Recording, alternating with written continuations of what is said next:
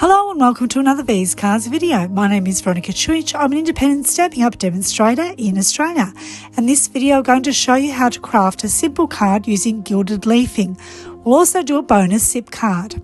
We'll be using the lovely and lasting punch and stamp bundle. And for the two projects we'll be using some celebration freebies. If you're a bit nervous about using Gilded Leafing, don't worry, I've got some tips and tricks for you. Okay, without further ado, let's get started. SIP stands for 3 basic components: stamp, ink and paper. I'm using very vanilla note cards. I'm going to reinforce the crease line on the embossed side, so the bumpy side rather than the dinted side. I'm using the bottom image of the In the Country Free Celebration stamp set, and I'm also going to use Crumb Cake ink pad because I believe it really complements the very vanilla.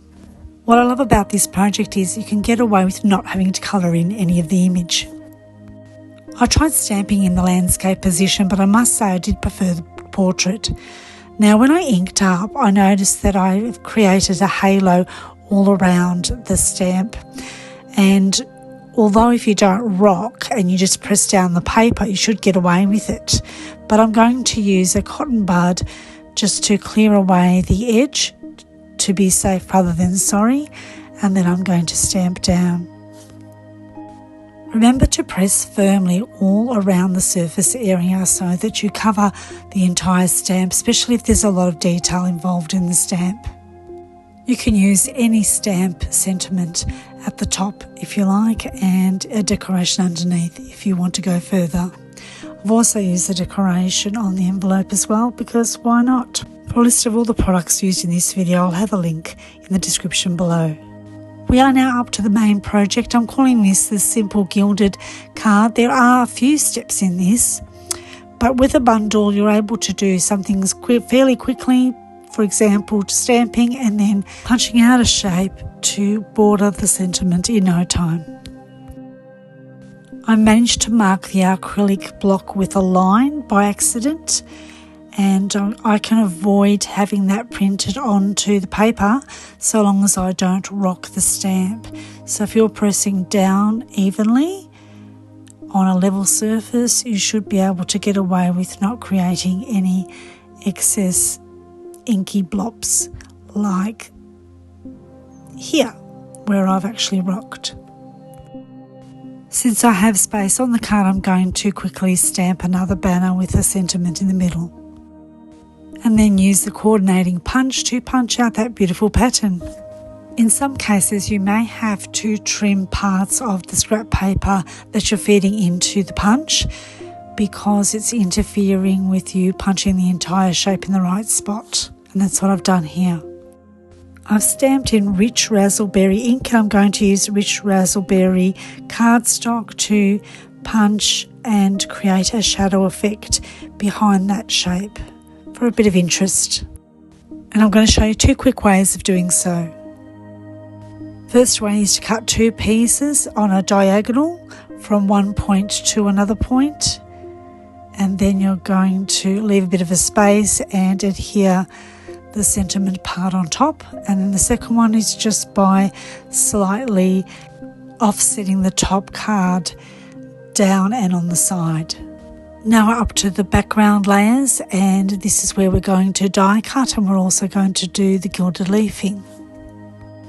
I'm a bit excited to use the deckled rectangles, and I think that this type of die set is perfect for what I want to achieve today in the card.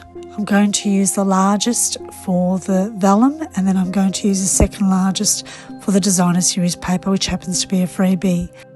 From one sheet of Designer Series paper you should be able to make 6 cards. The smaller the die rectangle you use, the more cards you can make obviously, and the more flexibility you can have with wiggle room in moving to create that perfect piece that you want for your card front. You can guesstimate the pieces that you're going to chop using your paper trimmer so that it's able to fit inside your cut and emboss machine. And in the centre I managed to cut about 1.5 inch strip of Designer Series paper, which I can use for something else, and then I roughly guessed the other 6 pieces. They did not have to be the measurement of an entire card front because we are using the second largest die. We are halfway in this video that runs for roughly 10 minutes. Thank you so much for watching so far. If you like it, please take a moment to like. Also, if you're not yet a subscriber, I'd love you to subscribe.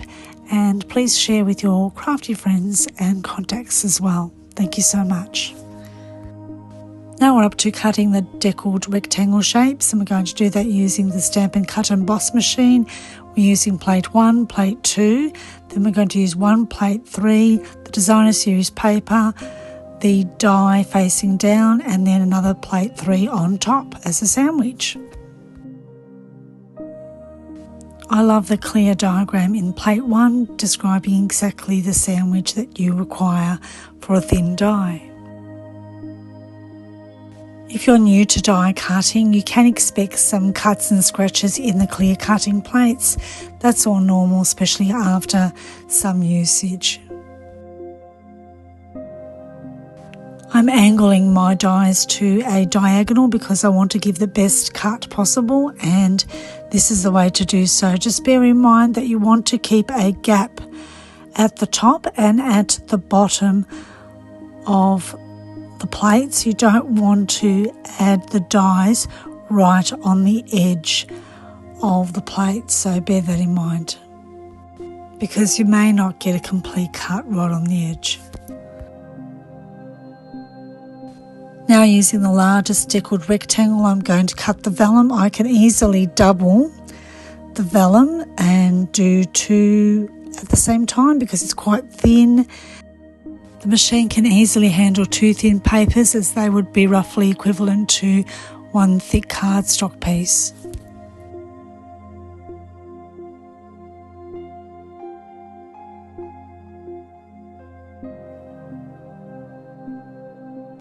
I always have handy some washi tape near my die cut machine.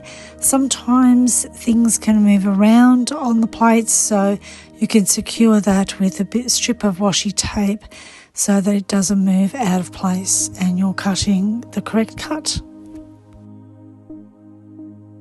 Before we layer the card, we will need to first apply the gilded leafing onto the vellum. And we're going to do that using my silicone craft sheet and some liquid adhesive. We're going to apply liquid adhesive on the edge of the deckled shape, but we're going to actually wait for it to dry, and we're using a really good glue which will dry tacky, and that's what you want for using the gold leaf. You want it to have that stickiness. I find that wet glue will just make a whole lot of sloshy mess, and the best way is to apply it using a sponge, and I've cut out a little wedge of a sponge and I'm applying that to the edge of the vellum. The liquid adhesive will dry clear and it's still tacky, and it's perfect for us to dip inside a deep container of the gilded leafing. And you'll need to press the leaf onto the vellum so that it sticks, and I'm actually pinching it right around the edges of the vellum. And I will use a brush, a coarse brush, to brush off any excess as well. If you're a little bit nervous about working with gilded leafing, I don't blame you. I am a little too. I think if you prep your environment, that is, try and clear your space and maybe have a tray or a tin that you can work inside of. I had a spare deep barbecue tray, and that was perfect for brushing away the excess gilding. I also used a plastic takeaway container with a lid for storing my gilded leafing as well. So that's a couple of tips for you. I used liquid adhesive to layer the 2 backing sheets. To pop up that punch sentiment, I did use some dimensionals. For extra bling, I used flowers trinklets, and I used the gold one to match the gilded leafing. Thank you so much for watching. I hope I've inspired you. I'll see you in the next video. In the meantime, take care and happy crafting.